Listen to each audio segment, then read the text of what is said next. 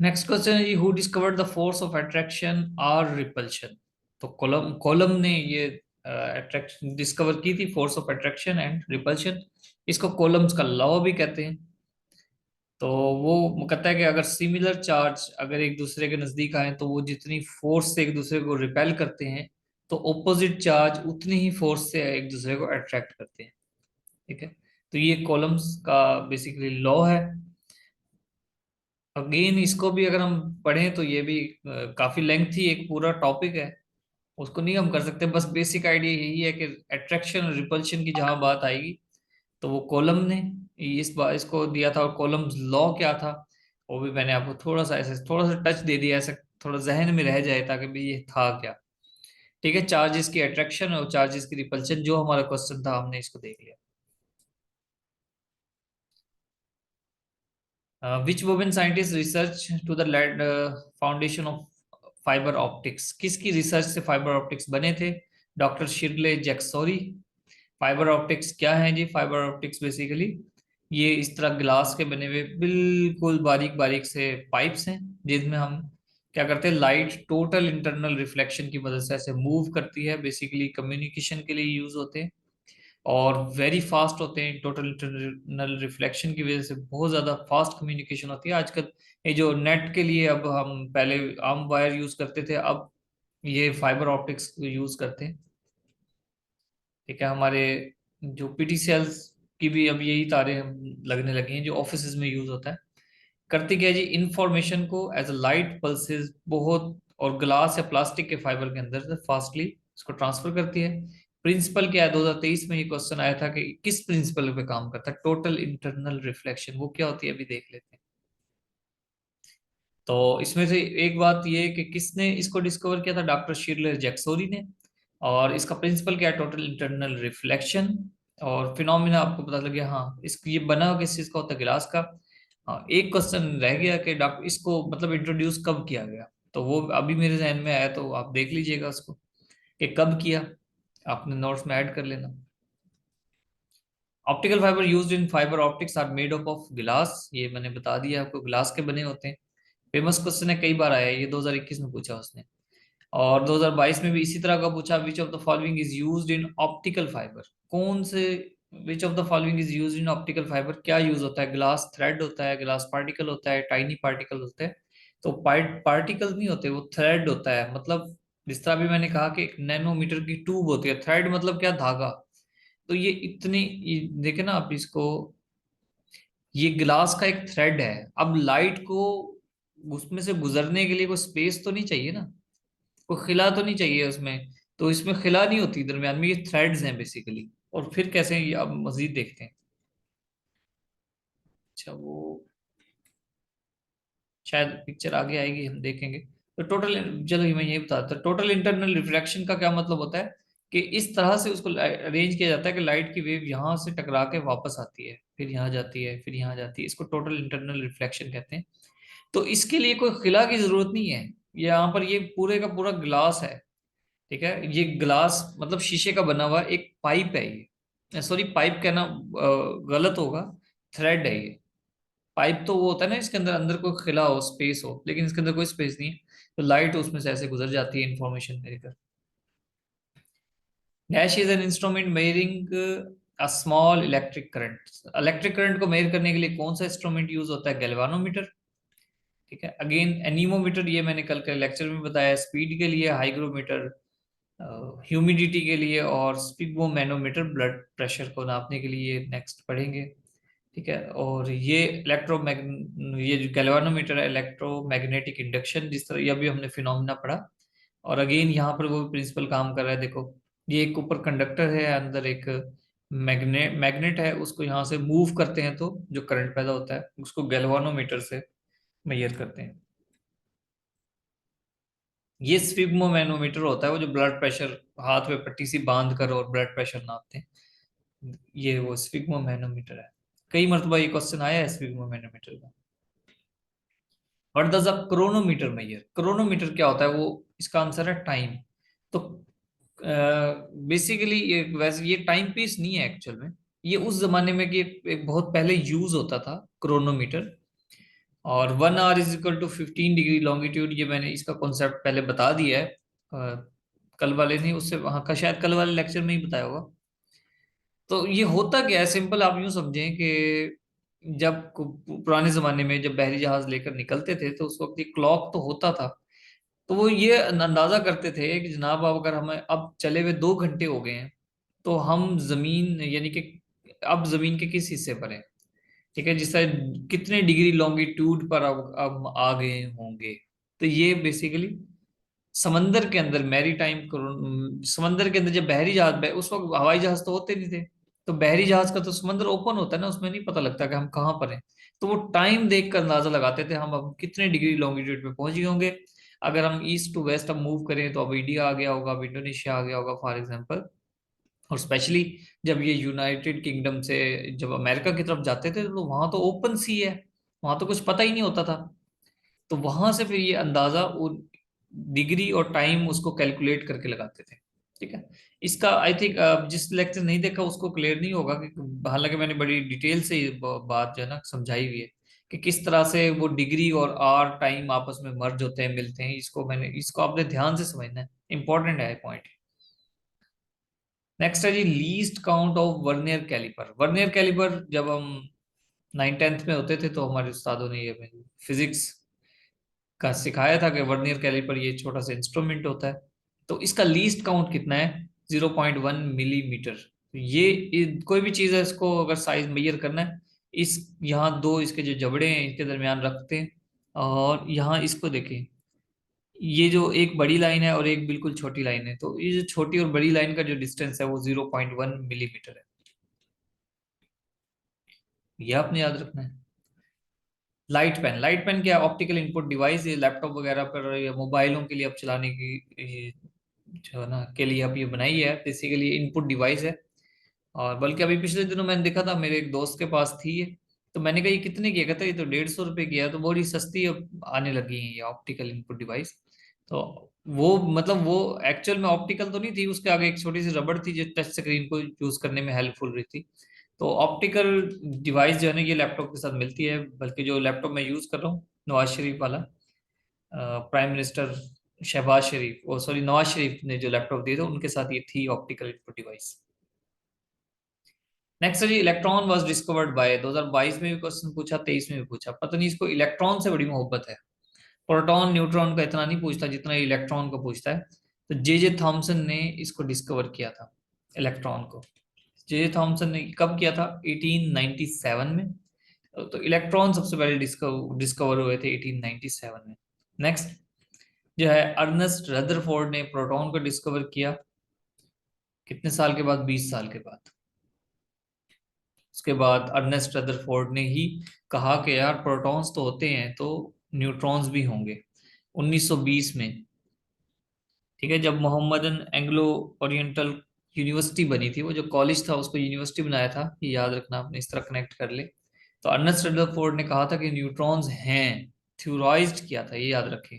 Discover किसने किया था, जेम्स चैडविक ने न्यूट्रॉन्स को 1932 में।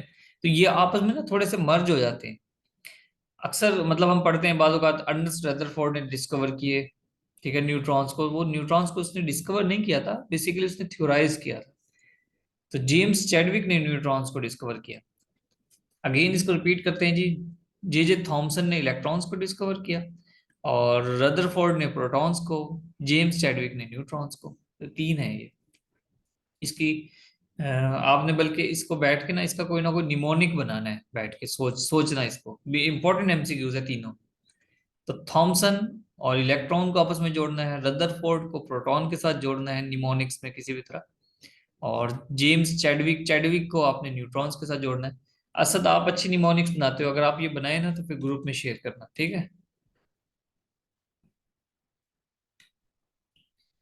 Share of commercial is highest among all energy consumption. मतलब जो फॉसिल फ्यूल्स हैं उसमें सबसे ज्यादा कौन सा सेल होता है, इसका मकसद ये है। ऑयल, तो सबसे ज्यादा एनर्जी प्रोड्यूस करने के लिए क्या यूज होता है, कोयला नहीं होता, ऑयल यूज होता है। Loud speaker voice is increase due to high frequency.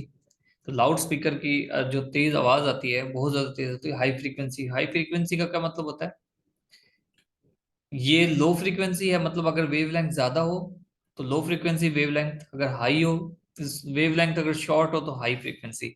High frequency का क्या मतलब है? हाई फ्रीक्वेंसी कब होती है? क्योंकि उसके अंदर जब हाई एनर्जी आती है तो फ्रीक्वेंसी हाई हो जाती है, जब एनर्जी कम होती है तो लो फ्रीक्वेंसी हो जाती है। सिंपल। अच्छा, इसके थोड़े पार्ट पढ़ लेते हैं, क्योंकि मुझे ऐसा याद पड़ता है, मुझे याद नहीं, क्योंकि उसने ना क्रेस्ट के बारे में एक क्वेश्चन पूछा था पीपीएससी में। क्रेस्ट क्या होता है? तो आप यूं कहें कि एक तो स्ट्रेट वेव होती है, एक ट्रांसवर्स वेव होती है। तो जो ट्रांसवर्स वेव है उसका ऊपर वाला हिस्सा, यानी कि जो हायर पार्ट है उसको क्रेस्ट कहते हैं, और लोअर पार्ट को ट्रफ कहते हैं। इसी तरह का एमसीक्यू था कि जो उसका हायर पार्ट होता है उसको क्या कहते हैं? क्रेस्ट। और ये वाला जो डिस्टेंस है उसकी 0 पॉइंट से अपर पॉइंट तक, उसको एम्पलीट्यूड कहते हैं। नेक्स्ट है जी, which mirror is used in headlight of cars? Cars की हेडलाइट में जहां वो जो रोशनी के लिए यूज होती है, तो उसको क्या कहते हैं? उस वहां कनकेव होता है, और जो हम बैक मिरर देखते हैं पीछे से इमेज देखने के लिए, मोटरसाइकिल पे फॉर एग्जांपल, या कार में भी, तो वो कन्वेक्स होता है। अगेन, वो जो हेडलाइट होती है वहां पर जो मिरर यूज हो रहा होता है उसको कनकेव कहते हैं। और मोटर व्हीकल पे मतलब view back, rear view, rear का मतलब होता है पीछे वाला हिस्सा देखने के लिए। तो मकसद क्या है? जो कि पीछे एक ब्रॉड व्यू है उसको शॉर्ट करके सारे को छोटे से हिस्से में दिखाना। तो जब एक बड़े व्यू को शॉर्ट करना है तो कन्वेक्स, और हेडलाइट के लिए कनकेव यूज होता है। अगेन देखें जी, ये कनकेव है जो कि इनवर्ड मूव होता है, यहाँ पर इस तरह मूव होता है। और कन्वेक्स की आउटवर्ड कर्व्स होते हैं। कनकेव की इनवर्ड कर्व्स कर्व्स होते हैं, कन्वेक्स के आउटवर्ड कर्व्स होते हैं। जो कनकेव हैं वो, इसमें क्या लिखा हुआ है? मिडल थिनर है, यानी कि थिन होते हैं, और जो कन्वेक्स हैं वो थिक होते हैं। इस तरह से बस याद रखना है आपने। और भी इसके एक दो एमसीक्यूज हैं, या इसको लेंस, ये क्योंकि हम मिरर पढ़ रहे हैं अभी, लेंस भी देख लें, लेंस भी सेम ही होते हैं। ये कनकेव मिरर हेडलाइट में वो जो रोशनी के लिए यूज होती है, और लाइट बल्ब लगा होता है। और इस बल्ब का क्या फायदा होता है? स्प्रेड कर रहा है। ठीक है। कन्वेक्स क्या कर रहा है? वो कोलैप्स कर रहा है चीजों को, एक बहुत बड़े व्यू को शॉर्ट करके दिखा रहा है कन्वेक्स, जबकि कनकेव क्या कर रहा है? वो ब्रॉड कर रहा है। मिरर की बात हो रही है। अच्छा, अब यहां पर देखेंगे, अब आ गया लेंस। तो लेंस, अगर किसी इंसान को करीब की चीज नजर नहीं आती, ठीक है, इसको एक ना बईद नजरी, करीब नजरी, करीब नजरी का मतलब होता है करीब की चीज नजर नहीं आती। तो करीब की चीज नजर नहीं आती तो उसकी आंखों के सामने कन्वेक्स लेंस लगा देते हैं, चुनाचा वो उसको दूर करके दिखाता है। जब वो दूर करके दिखाता है तो उसको नजर आता है। इसी तरह कनकेव में करीब बईद नजरी है, मतलब दूर की चीज नजर नहीं आती, ये रिवर्स है, उल्टा है। बाहर बईद नजरी मतलब दूर की चीज नजर नहीं आती, तो उसके आगे कनकेव लेंस लगा देते हैं, तो चीजों को करीब करके दिखाता है और उसको नजर आ जाता है। Nuclear energy when expanded converts into chemical into heat. तो ये भी वैसे केमिस्ट्री का क्वेश्चन है, वहीं हम इसको देखेंगे। पता नहीं ये क्वेश्चन है क्या, मेरे सामने इधर आ गया तो मैंने जल्दी जल्दी हाइड कर दिया। Nuclear energy when expanded converts into chemical into heat, यानी कि अगर न्यूक्लियर एनर्जी एक्सपेंड हो, यानी ब्रेक हो, आप यूं समझ लें, फैल जाए न्यूक्लियर एनर्जी, जो किसी एक, जैसा यूरेनियम के अंदर है, यूरेनियम के अंदर है, वो जब फैल जाती है, तो जब तक वो एक एलिमेंट है तो बेसिकली क्या है? केमिकल, केमिकल एलिमेंट को कहते हैं ना। और जब वो ब्रेक हो जाए तो उसके अंदर से जो एनर्जी निकलेगी, तो एनर्जी जाहिर है जिस तरह पहले हम बात कर चुके हैं, तो वो मास में, जो मास है वो एनर्जी में कन्वर्ट होगा, ओवरऑल मास इसका रेड्यूस हो जाएगा, जो प्रोडक्ट का मास ओवरऑल रेड्यूस हो जाएगा। तो जो वो लॉस है वो बेसिकली क्या है? हीट। तो टोटली तो कंप्लीट नहीं होता ना। केमिकल इनटू हीट, केमिकल क्या है? ये एक एलिमेंट, और जब ये ब्रेक हो रहा है तो उसको जो एनर्जी मिल रही है वो बेसिकली हीट में कन्वर्ट हो रहा है। ठीक है, ऐसा ऐसा ही है ना, ये पढ़ा था ना आपने। इसमें कोई एडिशन करना है तो आप कर दो। नहीं सर, ऐसे ही है, बिल्कुल सही बता रहे हैं आप। बस। सर ये भी बहुत बड़ा टॉपिक है, बड़ा ब्रॉड टॉपिक है सर। हाँ जी, ब्रॉड ब्रॉड ये टॉपिक है। हाइड्रोजन हाइड्रोजन बॉम्ब में भी यही यूज होता है, फिशन और फ्यूजन रिएक्शन। वो फिर हम कल पढ़ेंगे हाइड्रोजन ये। ठीक, हाँ, मतलब हाइड्रोजन बॉन्ड में भी जाहिर है फ्यूजन और fission reactions. Sir hydrogen bomb bomb जो होता है ना। हाँ हाँ बिल्कुल, उसमें भी यही होता है ना, जाहिर है वो।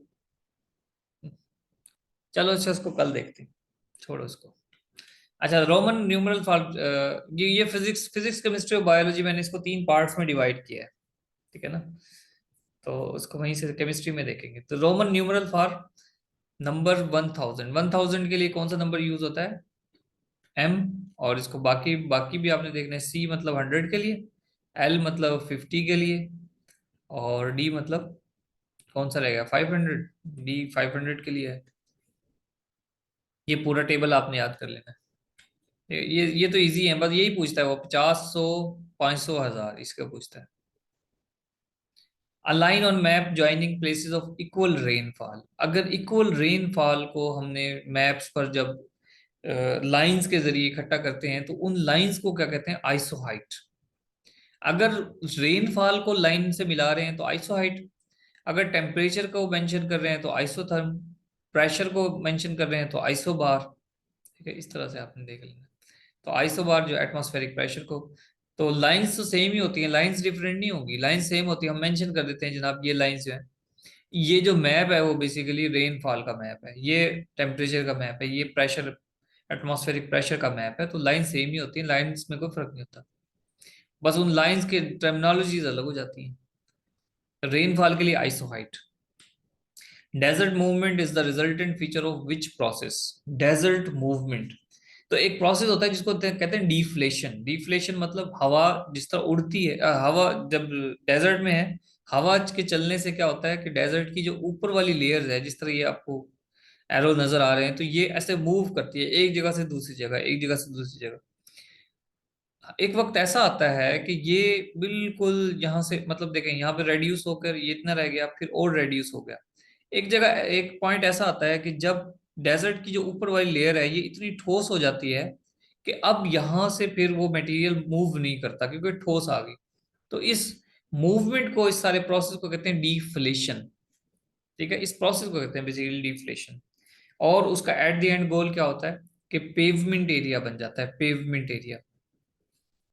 आप में से कोई चोलिस्तान गया है? चोलिस्तान जहां पर जीप रैली होती है, तो हम अभी रिसेंटली वहां गए थे, जो अब जीप रैली हुई थी चोलिस्तान, तो वहां गए तो वहां पर, मतलब वहां के मुकामी बंदे ने हमें सारा विजिट करवाया।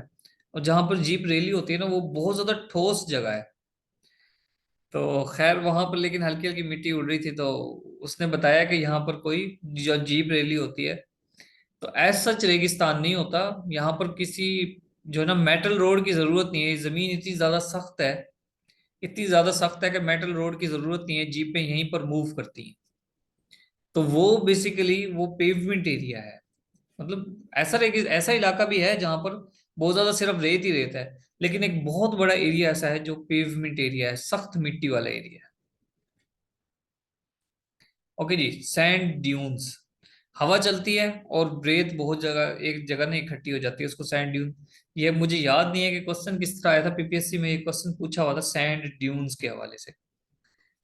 तो रेत ऐसे ही मतलब इकट्ठी होती है, और इकट्ठी होकर जब एक जगह ब्लॉक बन जाता है रेत का, तो उसको सैंड ड्यून्स कहते हैं। नेक्स्ट क्वेश्चन है जी मेट्रोलॉजी। बस अब हम जैसे पढ़ते जाएंगे। मेट्रोलॉजी स्टडी है वेट की, यानी कि जो हम भी वेट है हमारे, 2 किलो, 5 किलो, इस तरह के पाउंड्स, ये सारी मेट्रोलॉजी है। और non stick cooking utensils, non stick cooking, ये जो ब्लैक कलर के आजकल बर्तन होते हैं, तो इस पर जो ना मटेरियल कौन सा यूज होता है? टेफ्लॉन। तो जिससे वो वहां से चिपकते नहीं है, खाना वगैरह जो भी हम कुछ बनाए तो चिपकता नहीं है। नॉन स्टिक कुकिंग यूटेंसिल्स में क्या यूज होता है? कोटेड क्या होता है? टेफ्लॉन। ये इसकी 12 केमिस्ट्री होगी, आपने याद रखना है। Blotting paper helps absorb liquids by. तो ब्लॉटिंग पेपर को पानी में डालें वो सक कर लेता है। ब्लॉटिंग पेपर ये लैब में यूज होता है, स्पेशल होता है, क्योंकि एब्जॉर्बिंग पावर इसकी ज्यादा होती है। तो उस पानी को एब्जॉर्ब करने की जो उसकी सलाहियत है, उसको क्या कहते हैं? Capillary action. एब्जॉर्ब लिक्विड्स, लेकिन तमाम लिक्विड्स के अंदर ये वो खासियत नहीं होती। अब जिस तरह ये वाटर है, अब वाटर के अंदर आप बिल्कुल एक बारीक पाइप डाल दो। अब चलें इस तरह कर लेते हैं, हम बोतल पीते हैं ना, जो रेगुलर बोतल है, उसके अंदर स्ट्रॉ डालते हैं। तो आप देखना कि अगर वो स्ट्रॉ बिल्कुल बारीक है, जितनी स्ट्रॉ बारीक होगी तो एक तो वो जो लिक्विड बोतल है उस हमारे रेगुलर बोतल के अंदर, उसके साथ उसकी सरफेस जो स्ट्रा के अंदर जो सरफेस है ना पानी की, वो ऊपर होगी। वो ऊपर क्यों होती है? कैपिलरी एक्शन की वजह से। कैपिलरी एक्शन बेसिकली एक फिनोमिना है। कैपिलरी कहते हैं, इस छोटे से पाइप को कैपिलरी कहते हैं। जिस तरह हमारे अंदर वो छोटी छोटी जो कैपिलरीज होती हैं, छोटी जो आर्टरीज वेन्स डिवाइड होकर कैपिलरी बनती हैं, इसी तरह पौधों के अंदर जो छोटे छोटे से जाइलम फ्लोइम होती हैं, लाइंस होती हैं, तो वहां पर जो पानी उभरता है वो भी कैपिलरी एक्शन के थ्रू होता है। तो जो ब्लॉटिंग पेपर को आप ऐड कर दो, देखो ये ब्लॉटिंग पेपर है फॉर एग्जांपल। अब हालांकि उस रूल ये है कि सरफेस पानी, अब लिक्विड अपनी सरफेस को मेंटेन रखता है, लेकिन लिक्विड की सरफेस नीचे रह गई और ये पानी ऊपर की तरफ चढ़ाई कर गया, एसेंट कर गया। तो इसकी वजह क्या है? Capillary action. ठीक है, अगर मरकरी होगा तो ये कैपिलरी एक्शन नहीं होगा, ये पिक्चर कुछ और तरह की है। लेकिन लिक्विड्स अगर जो एब्जॉर्ब हो जाते हैं ब्लॉटिंग पेपर में, तो उसको क्या कहते हैं? Capillary action.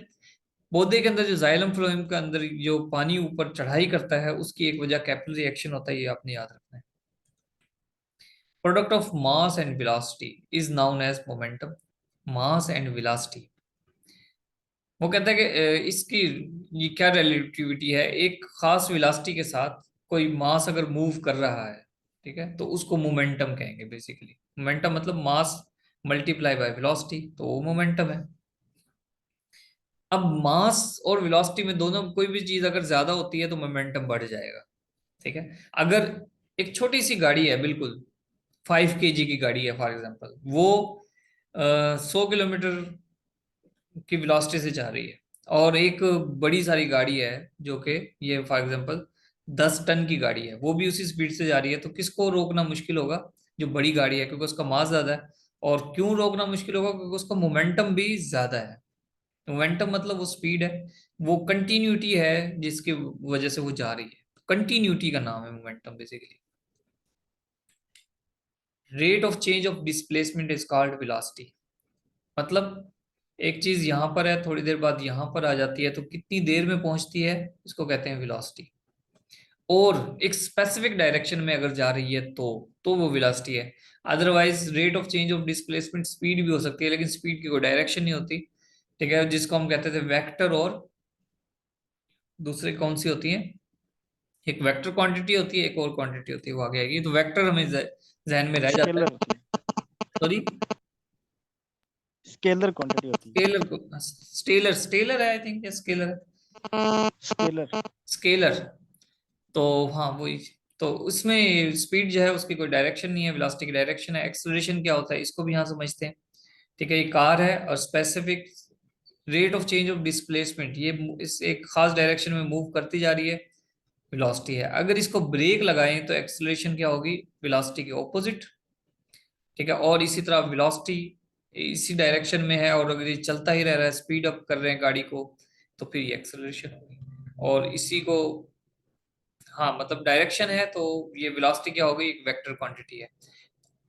अच्छा, अब मुझे कौन बताएगा कि एक्सेलरेशन जो है वो वेक्टर क्वांटिटी, जिससे मैं पूछूं वो बताएगा? कौन बताएगा? राबी आप बताओ, एक्सेलरेशन जो है वो वेक्टर क्वांटिटी हुई या क्या कहते हैं, स्केलर? स्केलर।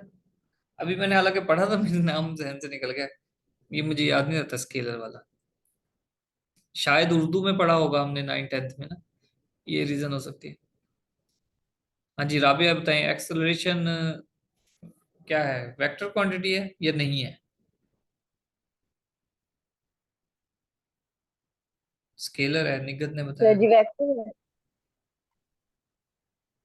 चलें जी, कुछ तो मैसेज में बता दिया आप लोगों ने।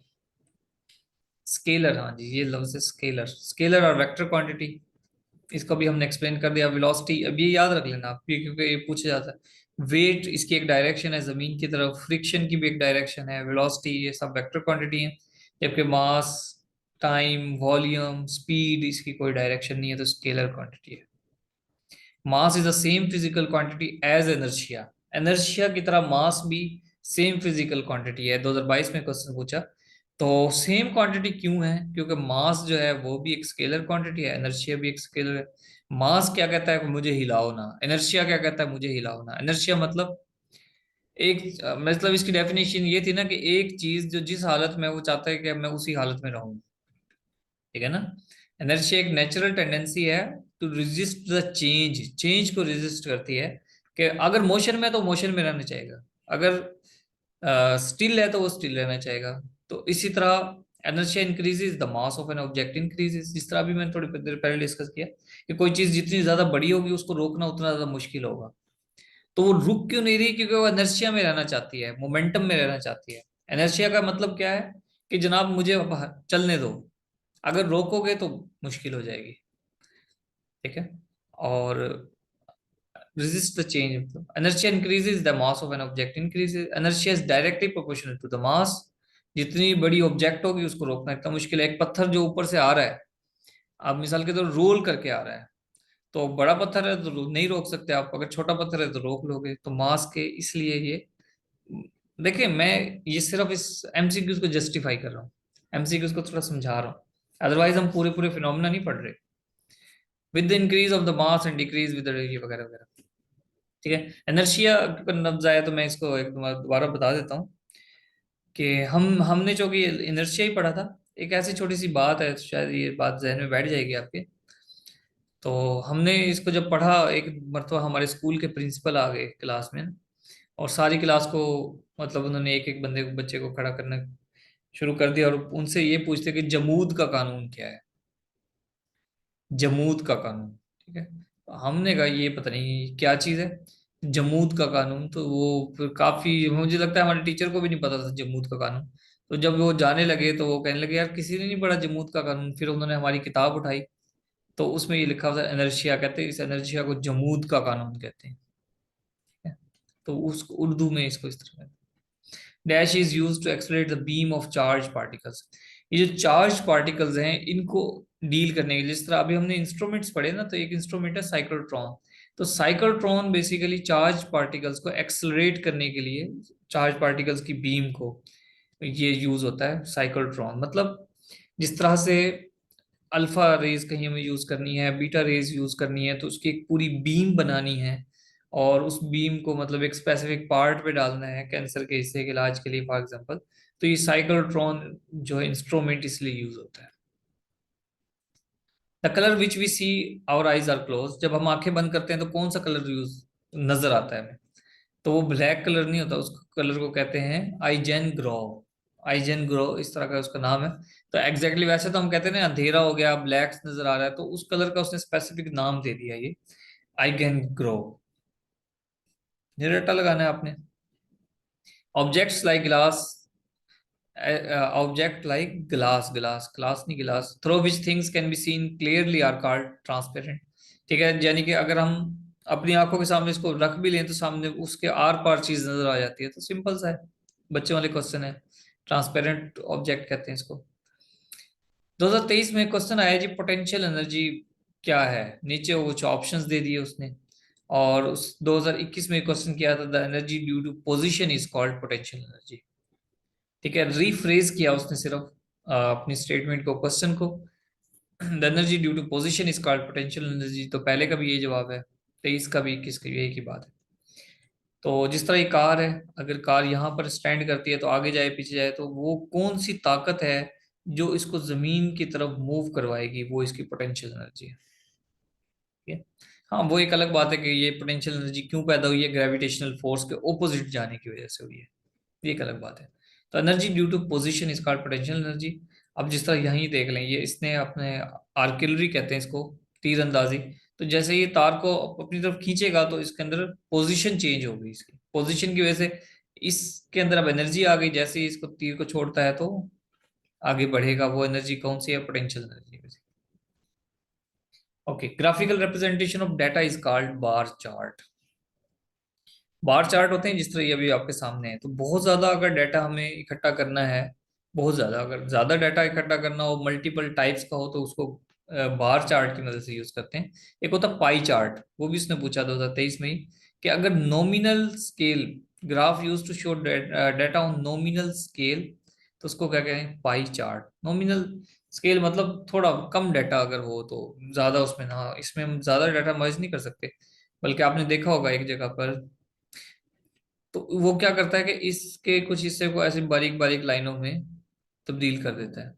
तो वो हम इसको कितना ज्यादा बारीक कर सकते हैं, इसको इतना ज्यादा बारीक नहीं कर सकते वहां, लेकिन हम जो ये बार चार्ट यूज होता है इसको बहुत ज्यादा एक्सपेंड करते हैं। ये सॉफ्टवेयर में भी यूज होता है ना, तो इस वजह से वो सॉफ्टवेयर में बार चार्ट यूज होता है ज्यादा डाटा के लिए।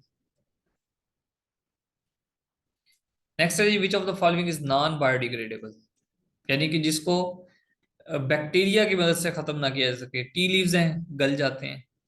एनिमल है, कोई डेड हो गया, उसकी खाल है, उसकी हड्डियां सब गल जाती हैं।